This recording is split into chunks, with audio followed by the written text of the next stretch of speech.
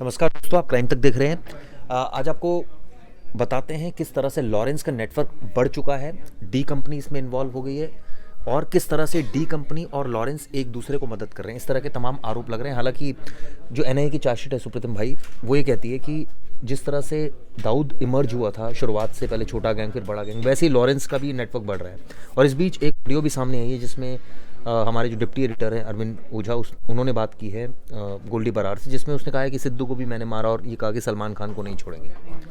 बिल्कुल, अगर खबर की बात करें तो रिसेंट और सबसे लेटेस्ट खबर तो यही है कि गोल्डी बरार से हमारे सहयोगी अरविंद ओझा ने बात की है और गोल्डी बरार ने इसमें कई चीज़ें कबूली हैं। एक तो उसने सिद्धू मूसेवाला के कत्ल की बात मानी है और साथ ही ये भी कहा है कि इस घटना को अंजाम देने में उसे कोई अफसोस नहीं है, क्योंकि ये एक ऐसी लड़ाई थी जो वो लड़ रहा था और उसने मारा। छिपाने वाली कोई बात नहीं, उसने खुलेआम ये बात कही। दूसरी बात सलमान खान को लेकर है। उसने कहा कि सलमान खान, बराड़ गैंग और लॉरेंस बिश्नोई गैंग एक ही बात है। उसका कहना था कि वो हमारे निशान पर है, आज नहीं तो कल वो उसकी हत्या करेंगे सलमान खान की और उनकी जान लेंगे। लेकिन जब हमारे सहयोगी अरविंद जी ने उनसे पूछा कि भाई मतलब वजह क्या है, क्या किसी लेवल पे बातचीत नहीं हो सकती, तो उसने फिर ये भी बताया कि बातचीत के लिए ऑप्शंस दिए गए हैं और अभी तक उस तरफ से कुछ इस तरह का रिस्पांस नहीं आया। देखिए, इससे पहले भी आपको याद होगा जब इंटरव्यू लॉरेंस बिश्नोई का सामने आया था, तब लॉरेंस ने भी ये कहा था कि अगर वो जाम्भोजी महाराज के मंदिर में जाकर माफ़ी मांगते हैं और हिरन के शिकार का जो इल्ज़ाम उन पर है उसको लेकर वो पश्चाताप करते हैं, तो वो अपने इरादे से पीछे हट जाएंगे।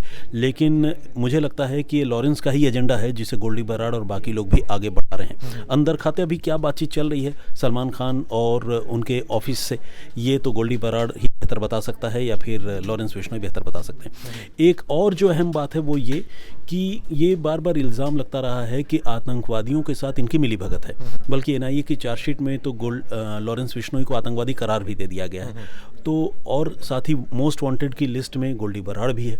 लेकिन गोल्डी बराड़ ने ये कहा है कि टेररिस्ट लोगों से, कुछ एक टेररिस्ट का नाम उसने लिया जिससे उसकी बातचीत होती थी या होती है, इस तरह की बात उसने मानी है और वो प्रो खालिस्तानी मिलिटेंट हैं या टेररिस्ट हैं, जो भी आप कहें।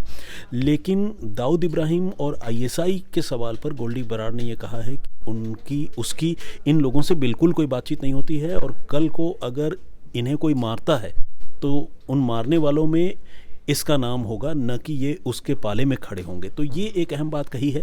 लेकिन किस बात पर यकीन करें, किस पर न करें, ये जो है वो एजेंसियों को तय करना है। लेकिन इंटरव्यू में जो बातें कही है वो हूबहू या जस का तस यही है। मैं अरविंद की उस पर नहीं कह रहा हूँ, अरविंद ने तो बहुत मेहनत की और वो नंबर निकाला होगा और बातचीत की होगी। कहीं ऐसा तो नहीं कि कोई एजेंसी ने उसको ब्लफ कर दिया, ऐसा नंबर दे दिया, किसी और से बात करवा दी? क्योंकि ये कौन प्रूव करेगा कि वो या तो आवाज़ से कोई प्रूव हो, और अगर एजेंसी ने नंबर दिया है तो नेचुरली एजेंसी के, इसका मतलब रडार में आरोपी यानी गोल्डी।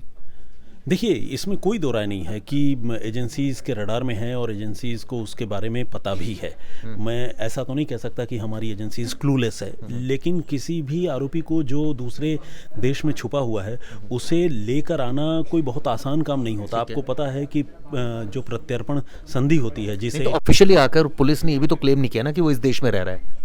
नहीं, वो कैसे क्लेम कर सकते हैं? जब तक वो अरेस्ट करके लेकर नहीं आए, जब तक वो मान लीजिए इंडियन एजेंसी के क्लच में नहीं आए, तब तक कोई भी एजेंसी कभी, आपको पता है कि वो स्वीकार नहीं करती है कि वो उसके रडार पर है नहीं है। आप कुछ भी बोलेंगे तो वो ऑफिसर्स नो कमेंट ही बोलेंगे।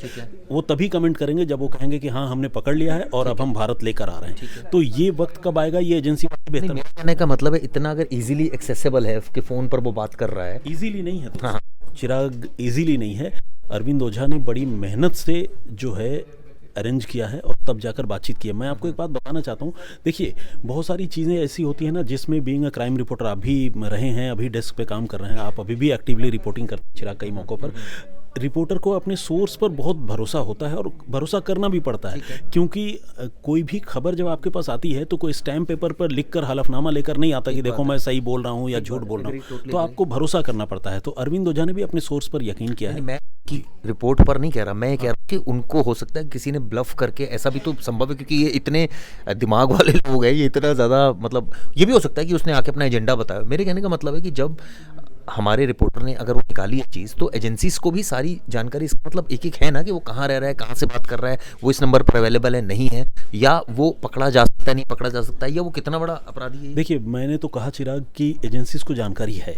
अब पिन पॉइंट लोकेशन की जानकारी है या नहीं ये मुझे नहीं पता, लेकिन फ़ोन नंबर एक ऐसी चीज़ है जिसके बारे में एजेंसीज पता लगा लेती हैं, एजेंसीज के पास वो नंबर होते भी हैं। लेकिन जैसा कि मैंने आपको बताया, ये कोई भारत में गिरफ्तारी की बात तो है नहीं कि फलां राज्य में है क्यों नहीं लेकर आ रही है, चाहे कोई भी जगह हो। ये तो भाई 7 समंदर पार वाली बात है, अमेरिका में है, कभी कनाडा में होने की बात होती है, तो वहाँ से गिरफ्तार करना, लाना और मतलब जिसे कहते हैं ना एक्स्ट्राडाइट करना, प्रत्यर्पण करके लेकर आना, वो जो है उसमें बहुत सारी खानापुरी है। अच्छा, एक चीज़ और बताइए, आप भी वरिष्ठ पत्रकार हैं, पुराने बहुत टाइम से आप क्राइम की खबरों पर बड़ी बारीकी से नज़र रखते हैं और आपकी समझ बड़ी अच्छी है क्राइम की खबरों को लेकर। इस तरह का आरोपी जो ऑलरेडी इतना वांटेड हो, इतनी ज़्यादा पुलिस उसको ढूंढ रही हो, हर जगह ढूंढ रही हो, लॉरेंस का इंटरव्यू देना एक अलग चीज़ होती है कि वो जेल में हो तो उसका क्या बिगड़ेगा, वो तो जेल में ही है। ऐसा आरोपी जिसको एक खतरा है कि वो जेल जा सकता है, पकड़ा जा सकता है, क्या ये संभव है? मैं देखिए, अभी भी मैं एक बात बताऊं कि मैं अपने रिपोर्टर पर कोई वो नहीं कर रहा हूं, लेकिन क्या ये संभव है कि वो आरोपी आकर खुलकर बात करे मीडिया से? होता है ऐसा? देखिए, 2 चीज़ें हैं। एक तो वो सेफ हेवन में है, उसको इस बात का पूरा यकीन है कि वो जहाँ पर भी है वो इंडियन एजेंसीज के हाथ नहीं आने वाला है। लेकिन कोई पंगा क्यों लेगा? नहीं, बात इंडियन एजेंसी को ललकारने वाली नहीं है ना। अब देखिए, इसी से तो क्राइम का सिंडिकेट चलता है। अगर गोल्डी बराड़ बिल्कुल न तो कैमरे पर आए, न फेसबुक मैसेज जारी करे, बिल्कुल छुपा हुआ रहे, पता ही ना चले, तो फिर जाहिर सी बात है गोल्डी बराड़ के नाम से पैसे कैसे आएंगे? कैसे कोई फ़ोन करेगा कि मैं गोल्डी बराड़ का आदमी बोल रहा हूँ, एक खोखा दो, तो कहाँ से खोखा आएगा? गोल्डी बराड़ जब पब्लिसिटी जरूरी बिल्कुल पब्लिसिटी की ज़रूरत है। और ये हमने देखा दाऊद के टाइम में भी कुछ ऑडियोज लीक होती थी तब। बिल्कुल, ये सारी चीज़ें होती हैं और आज के ज़माने में मेन स्ट्रीम मीडिया की उनको ज़रूरत नहीं है। सच्चाई तो ये है, आप जानते हैं सोशल मीडिया है और ये सोशल मीडिया में ज़बरदस्त तरीके से एक्टिव हैं। कोई भी कांड होता है तो वो तुरंत आकर अपना वीडियो जारी करते हैं, ऑडियो जारी करते हैं, तो सेफ हेवन में है, इसमें कोई दो राय नहीं है। उसको कम से कम ऐसा लग रहा है, कल को अगर पकड़ा जाए तो वो सेफ हेवन अनसेफ हो सकता है। और दूसरा ये कि जो इस तरह के धंधों में, इस तरह की हरकतों में मुब्तला हो, वो गन, गोली और गिरफ्तारी से बहुत ज़्यादा डरता होगा, ऐसा मुझे नहीं लगता। आप इनकी बातचीत सुनकर समझ सकते हैं, ये बिल्कुल अलग माइंडसेट के लोग हैं। जिस तरह से टिल्लू ताजपुरिया की जेल में हत्या हुई, आपने वो सीसीटीवी फुटेज देखा, क्या कोई हमारे आपके जैसा कोई इंसान इस तरह से किसी की जान ले सकता है?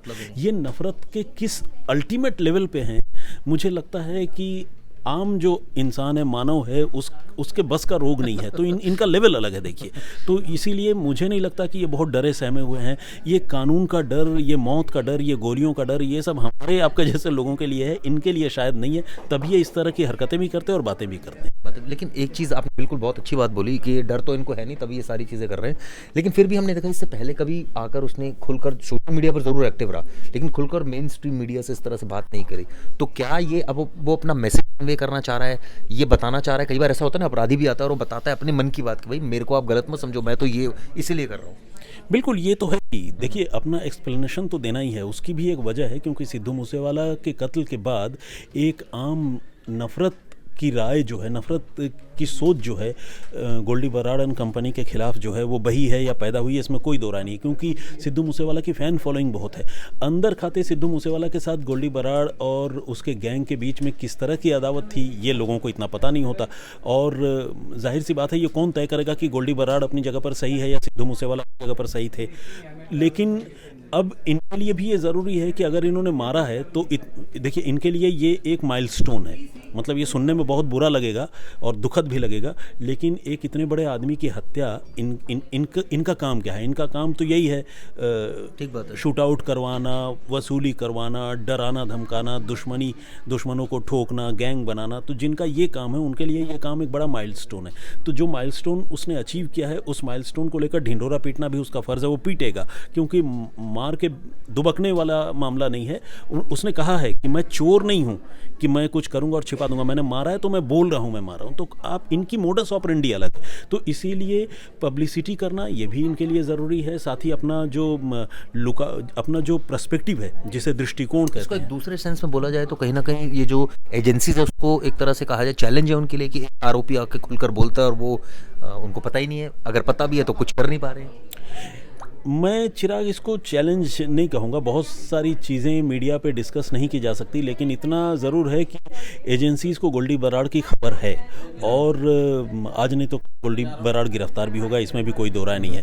चैलेंज वाली बात थी जब वो सीधे नेशन को या एजेंसी को चैलेंज करने वाली बात करता, बल्कि यहाँ पर तो उसने ये कहकर एजेंसी की या लोगों की हमदर्दी भी बटोरने की कोशिश की कि कल को अगर दाऊद इब्राहिम या किसी भी आईएसआई एजेंट को मारने वाली बात होती है तो उस मारने वालों में उसका और उसके लोगों का नाम शामिल होगा। मतलब ये बताया कि देशभक्त, एग्जैक्टली उसने ये बताया या ये बताने की कोशिश की, मैं कहूँगा कि वो खुद को देशभक्त बता रहा है और ये कह रहा है कि जो लोग देश में खून खराबा करते हैं, मतलब आतंकवादी खून खराबा, मतलब ये वाली नहीं जो इनकी वाली है, दूसरा वाला खून खराबा जिसमें बेगुनाह लोग मारे जाते हैं, उनके साथ ये नहीं है। ये इसने ये मैसेज देने की भी कोशिश की है। इसमें एक चीज़ और भी है जो कहीं ना कहीं ये बोला गया है कि अगर सलमान खान माफ़ी मांग ले जाकर, ऐसा तो नहीं कि डर जाए सलमान खान और चुपचाप एक कोई पैक्ट हो जाए, जाके चुपचाप माफ़ी मांगे, मीडिया में खबर ही ना आए और सब नॉर्मल हो जाए। चिराग, इस बात की गुंजाइश बहुत कम है, क्योंकि चुपचाप माफ़ी मांगने वाली बात नहीं है। सलमान खान एक ऐसी सेलिब्रिटी है जो अगर माफ़ी मांगेगा तो वो बात छिपी हुई नहीं रहेगी, पहली बात। और दूसरा ये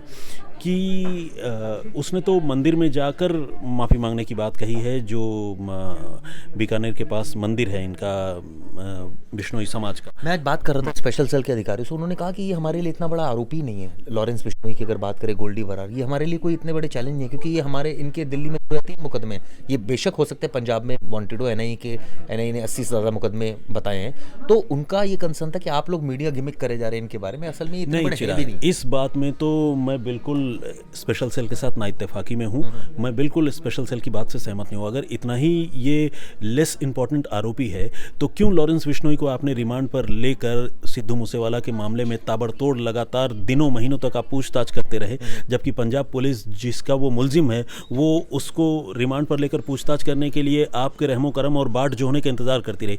क्यों आप एक बाज की तरह लॉरेंस बिश्नोई को लेकर उड़े, उससे पूछताछ कर रहे थे? और आप मुझे एक बात बताइए, कोई इतना संगठित गिरोह चला रहा है, जेल से अपराध हो रहा है, सुपारी दी जा रही है, शूट आउट हो रहे हैं, आप उसको सिर्फ एक मुकदमे के हिसाब से देख रहे हो, आप मतलब उसको बड़ा गैंगस्टर मानते ही नहीं हो। इसमें एक चीज़ और भी है बनर्जी भाई कि इसमें सज़ा की अगर बात करें, 80 से ज़्यादा मुकदमे, सज़ा तो होती नहीं इसको, 3 या 4 मुकदमों में सज़ा हुई है। कोई ऐसा मर्डर केस में बताइए आज तक किसमें सज़ा हुई है लॉरेंस बिश्नोई को? वो तो हमेशा ही कहता है ये सारे मुकदमे झूठे हैं। देखिए, तो वो तो हमारे जो जुडिशियल सिस्टम है उस पर तो एक सवाल है ही, और जुडिशियल सिस्टम पर सिर्फ ये ऐसा नहीं कि मैं सवाल उठा रहा हूँ, हमारे जुडिशियल सिस्टम को रिफॉर्म करने के बाद खुद सुप्रीम कोर्ट से उठती रही है, वहाँ के माननीय न्यायाधीश इस तरह की बातें करते रहे हैं, तो कुछ ना कुछ कमी तो लीगल सिस्टम में है जिसकी वजह से इस तरह के गैंगस्टर बनते हैं, पैदा होते हैं और उनको बढ़ावा मिलता है, इसमें कोई दो राय नहीं है। चलिए खैर, अब ये सबसे बड़ी बात ये है कि गोल्डी बराड़ का इंटरव्यू जो है वो आप देख सकते हैं आज तक पर भी, तमाम हमारे सोशल मीडिया प्लेटफॉर्म्स पर देखते हैं। हमारे जो संवाददाता है अरविंद ओझा,